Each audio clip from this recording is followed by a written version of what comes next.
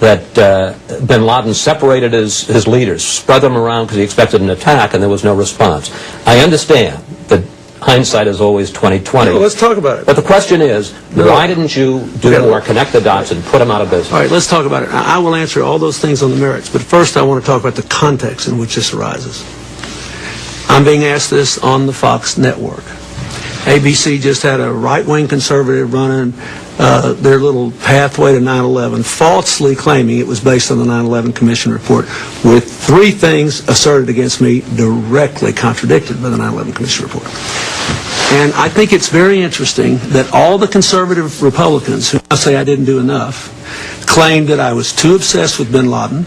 All of President Bush's neocons thought I was too obsessed with bin Laden.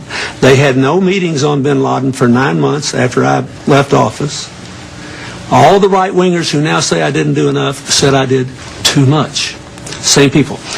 They were all trying to get me to withdraw from Somalia in 1993, the next day after we were involved in Black Hawk Down, and I refused to do it and stayed 6 months and had an orderly transfer to the United Nations. Okay, now let's look at all the criticisms. Black Hawk Down, Somalia. There is not a living soul in the world who thought Osama bin Laden had anything to do with Black Hawk Down, or was paying any attention to it, or even knew Al-Qaeda was a going concern in October of 93. I understand. No, wait. Don't tell me this. You asked me why did I do more to bin Laden. There was not a living soul. All the people who now criticize me wanted to leave the next day. You brought this up, so you get an answer. But you I'm can't perfectly happy to. All right. Secondly, bin Laden says that bin Laden may have said bin Laden says but it showed the weakness of the United States. But it would have shown the weakness if we'd left right away. But he wasn't involved in that. That's just a bunch of bull. That was about Muhammad Aidid, a Muslim warlord, murdering 22 Pakistani Muslim troops. We were all there on a humanitarian mission. We had no mission, none, to establish a certain kind of Somali government or keep anybody out.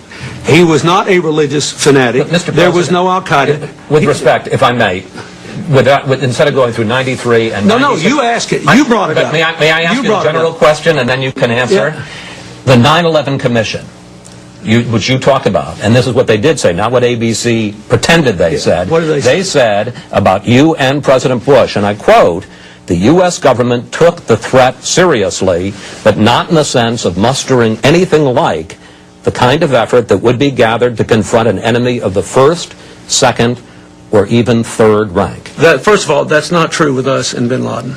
Well, I'm telling you, that's what the 9/11 Commission said. Let's look at what Richard Clarke said. Do you think Richard Clarke has a vigorous attitude about bin Laden?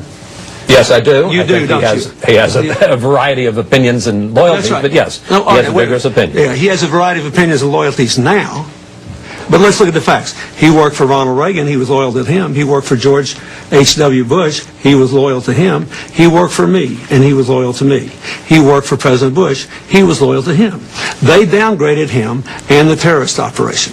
Now, look what he said. Read his book and read his factual assertions. Not opinions, assertions.